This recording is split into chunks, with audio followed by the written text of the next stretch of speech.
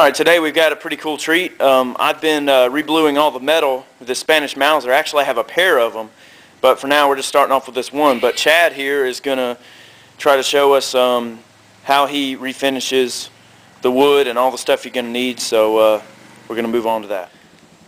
Alrighty, let's go through what you're going to need to start refinishing the stock. Alright, first you're going to need a big mortar tub. This is to hold your water, and you're going to need a cat to go along with it. This is going to hold your hot water and make it a lot easier for you to get your stock nice and clean, get all the oil off of it, and get the stain off of it. You're going to need some gloves because it's going to get a little bit messy doing this, especially if you're going to be working with some stripper. There's two methods of getting all the oil off of it. One that I use is method with crud cutter, baking soda, and some cheesecloth. And then another one is with just regular stripper. You're going to need some kind of a stiff bristled brush to get in all the little pores and cracks and crevices. You're going to need iron. That's to steam out any kind of dents that might be present. The ones that you can steam out are just breaking the surface. If it's actually cracked or split or cut, you're not going to be able to steam it out because the fibers can't come to the surface. You're going to need a couple of terry cloths. And you're going to need a stock to refinish. That might be the number one thing. A propane burner helps a lot to heat some boiling water. And then you need some propane to fuel it. Alright, now what I'm going to do is I'm going to pour my hot boiling water inside my mortar tub here.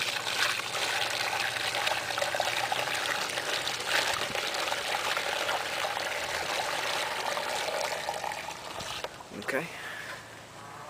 And then what you're going to want to do is you're going to want to take your stock. And I just like this tub because it can kind of sit right on top here. Take yourself a terry cloth, get you some water on it, just wet your stock down. That's just going to allow some of that heat to get in there. Ooh, I need some thicker gloves too because this stuff's hot. Okay, now what I do, see how it's already starting to, some of that oil and crap starting to come off of it? What I do is I like using the crud cutter. Spray it down with some crud cutter. This is it's like a non-chemical type cleaner. It's water-based, so you can already see it's turning brown. Some of that crud's coming off of there. Crud cutter. But anyways, take your handy-dandy brush here and just kind of start going over it a little bit. This is going to get like the outside layer off. Dip it back in some hot water. Once you get down a little ways into the stock, into the old finish, I'll show you what you can do to start drawing a lot more of this color and oil and whatnot out of it. It's kind of a tedious process, but it takes some time for good results.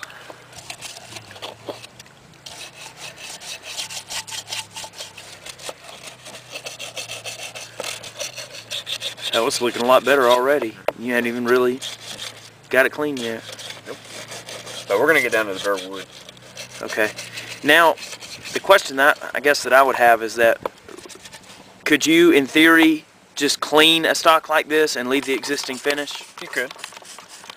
This will get a lot of the oil and crap that's built up over the years. What about something like cosmoline? Like if you had a gun caked in cosmoline, this would help? Oh yeah, most definitely. Awesome. This stuff, I love this stuff. I mean, it's kind of like something that most people don't know about. Crud cutter. A lot of people want to use strippers and stuff, but I think the stripper, kind of affects the wood in a negative way. Yeah. All right, what I'm going to do now is I'm going to soak this down with some crud cutter. This is a little method to draw a little bit more of this crap out. Just lay some cheesecloth on the stock. We'll probably have to do it in two sections. Lay some cheesecloth down on it right there. Kind of get it kind of snowed on it. Spray it down with some more crud cutter. Kind of soak it down in there.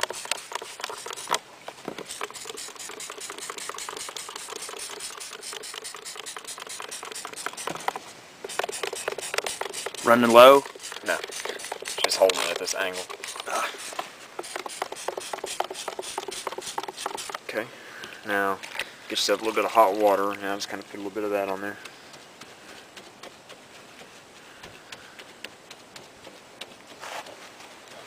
kind of adheres the cheesecloth down to the wood real nice. Does the cheesecloth get tacky when it's wet? No. No? Okay. And then you take some baking soda. There's some baking soda on there. Just kind of however, you know. I mean, you could use like a little pepper shaker or something like that to put it on here if you want to, but I just clump it on there. Doesn't really matter, it's cheap.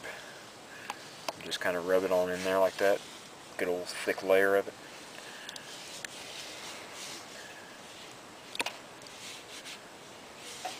And just let it sit so you can already see a lot of this oil and crap soaking up out of it. It'll change a little bit more before it's done.